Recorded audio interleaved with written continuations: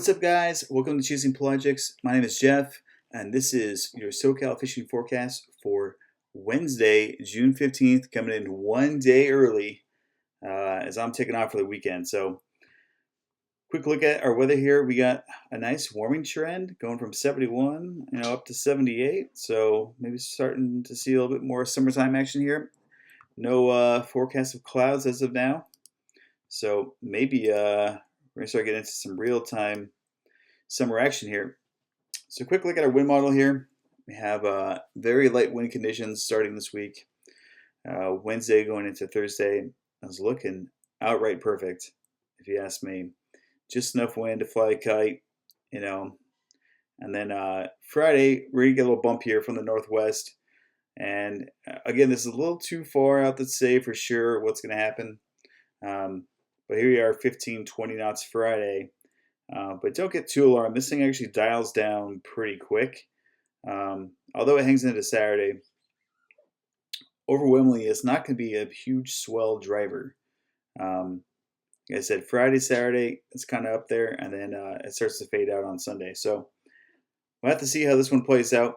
Keep a close eye on your marine conditions, but the rest of the week is actually looking really good. Anything 15 knots under, I'm not really concerned about. Just when it starts turning yellow, that's when things get a little weird. So again, 18 knots, I think sport boats are still going to run, but we'll see how it plays out here. Looking at our marine forecast, inshore, like I said, Friday night, 4 to 5. So that's probably going to be 8 or 9 seconds, something like that. Saturday, all kind of hangs around. So inshore looks to be just fine. 4 to 5, maybe a little big for private boats, but offshore, this thing doesn't even get up, more than 4 to 6 feet. So I think the majority of sport boats are going to run. I wouldn't be really too concerned about this current forecast if you're hopping on a boat this weekend. Unfortunately, all that June gloom has really ruined our charts here. 8-day chloro is pretty much garbage. The 8-day sea surface temperature chart, garbage. I tried poking around on some individual days here as well. 1 a.m., not really a good picture there. And that one doesn't really make sense. Same with that one, 11 p.m. But overall, you're going to see the same conditions that we've been talking about for the better part of the week here. And that's that we've had this northwest wind, and it's causing a temp break here, coming on a diagonal right from behind Clemente Island, and then down to about the upper hidden here, more or less. Give or take 10 miles is where this thing's going to be moving around. And that's going to be the same for most of where this fish is lining up as well. But we'll get into that. Let's talk about the islands first. Catalina still seeing some squid and sea bass action as we missed, or talked about last week. If you missed it, the Tuna Club Battle Tournament there, and I think there were a lot of fish cat in the Channel Islands, but I'm pretty sure everyone fished cat. And they ended up with 23 white sea bass. So if you know what you're doing, they're definitely there. So, and the kicker is that they had to fish it on 12-pound Dacron. So that's pretty cool. Get into San Clemente Island. Things are starting to clean up here as well. Better conditions are showing on the backside of what we talked about compared to a couple of weeks ago. The Amigo was out there today getting a little taste of yellowtail. They had some really nice, good, great stuff too that was starting to bite. So backside has been the majority of the stuff that they've been seeing. And as these winds die off, I think this island's really going to start to come to life this week, especially with these warming temperatures. Since San Nick and Santa Barbara Island have been in the wind pattern, no one has really been taking a look at it. But honestly, the boats that did have over the last couple of weeks really wasn't that great. So I wouldn't be spending a whole lot of gas driving that far, especially at $8 a gallon in the harbor. So not too exciting there.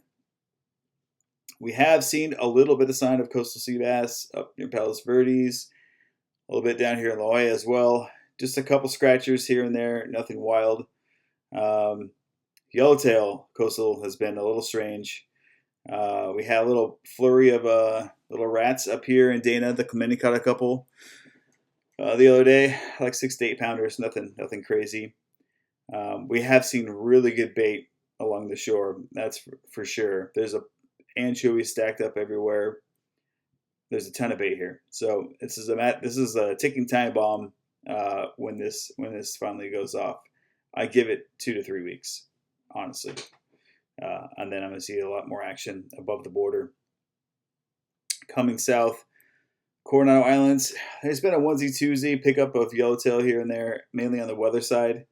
But most people aren't really giving us, much of a look. I don't know if it's the colder water temps early on kind of slowed the migration of the fish north, or everyone is just paying attention to bluefin and not really giving much time to the yellowtail fishing.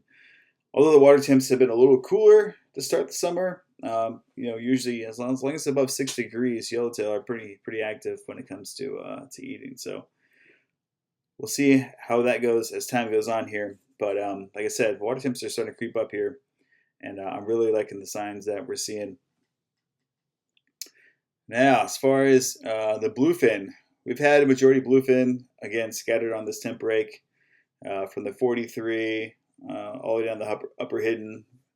And the majority of the stuff that people have been looking at has been between the 371 and the 43 and inland, if you could box it out. And that's mainly really because of fuel costs. To fish are here while I drive another 50 miles south. So depending on the trip that you're on and the boat traffic, the fuel is a factor when it's twice the price this year as it was last year. So it's definitely burning the pocketbook for a lot of guys, and why you're seeing a lot more fuel surcharges going on here. So, but as far as the fishing goes, this week has been a little bit spotty. There is still a ton of volume around. Just to be honest, I think there's been a lot of boat traffic. They've been heavily pressured. And you've had a fleet of sport boats and private boats driving over them for the better part of 3 weeks now. And anytime there was like a little bit of a signal of a good bite, if you watch any type of AIS data, the entire fleet is on top of that spot immediately and pretty much burns it out in 24 to 48 hours, and then they're on to the next spot. But we have a biomass of fish here running this whole length, like I said, following this canyon and the escarpment. But what we're starting to see, we always talk about the 371 being the focal point of Coronado Canyon, and then the San Clemente Island escarpment right here, is that this is kind of the fork in the road. Which way are you going to go? And we've been seeing some fish over here on the other side of the canyon, and that tells me that not only are they leaving this edge, but now they're on this edge, and they're probably going to travel north. And where is the next spot? The 9 Mile Bank. So as these water temps warm up and these fish start to keep pushing up from the south, I expect to see these fish crossing the border here, I'd say in the next 2 weeks. So for those of you that don't have a Mexican fishing license, they're on their way. And if it's anything like what we saw last year, I think we're in for a pretty solid year. Although we need to separate the differential between sport boat fishing techniques and private boat techniques. These sport boat guys, you'll be doing a lot of jig fishing. If you don't have a setup for jig fishing, or you're not really sure what to do, check out our night jigging video. Pretty much tells you everything you really need to know. And we are going to do an update to that and give you a couple more little tips to add to that as well after I get back from vacation. But that'll really get you dialed in for the most part. And if you're looking for leaders and jigs, we have all that on chasingpelagics.com. This is a free fishing forecast. We do this every single week. We don't have a Patreon or anything like that. So if you want to support the channel, please support our online store at chasingpelagics.com. And as far as daytime fishing, it's been really hit or miss. Sometimes it's working really well. Working on jigs, working on fly line, working on sinker rig. Fly line, probably not much more than 40-pound test is really what's been working. So you're going to just have to keep it pretty thin if you get some school-sized fish in there. Sinker rig, definitely want to fish 80-pound, maybe 100 fluorocarbon if you got it. That's really where you want to be if you want to get broke off. That's really the daytime action, those three techniques. And the nighttime has been all jigs. But I do want to point out, I think a big thing that a lot of people are missing is that you can't be fishing unless your line is in the water. And despite prior arguments that bluefin don't bite the troll, I think that's been proven wrong.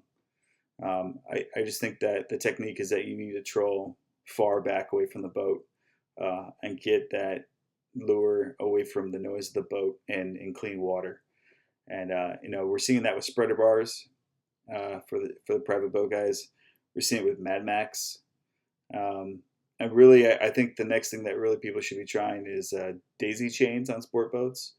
I think that's going to be a good technique, and I got a couple that I'm going to try out here that I'm also going to offer for sale on their website on my next trip at the end of this month. So I think that's going to be the next thing that you're going to see here. So if you want to give yourself a chance during the day, and instead of standing around and drink beer and look at each other while you're looking for a school bluefin, maybe drop a troller in the water and hang it pretty far back, whether it be your favorite color, Mad Mac or whatever, or a daisy chain or cedar plug. They do work. So as far as the private boat guys, daytime, is going to be your best bet. Fish big baits, flying fish for sure on a kite. If you want to float one out there on a backpack, you can do that too. Use a flying fish lure. Big baits are what is going to get your attention away from the boat, and sport boats can't put out a whole bunch of these and clear all these lines really fast. So that's really going to be the private boat technique during the daytime, because most private boaters, they're not night jigging. They don't have the sonar to find the fish. You're lucky if you find them on the up and down. So use the best tools that you have to your ability, and and this water's going to be really glassy coming up here some of these days. So definitely have a set of gyros. Watch for signs of fish on slack tides. That's really when you're going to know in your zone. And if you're checking out an area, make sure you're dragging something behind the boat. So that's it for this week, guys. Cheers. Be safe on the water. And hook a big one, would you? Hey, thanks for watching. Make sure you subscribe to the channel and check out our website and online store at chasingpelagics.com. And make sure you share the stoke.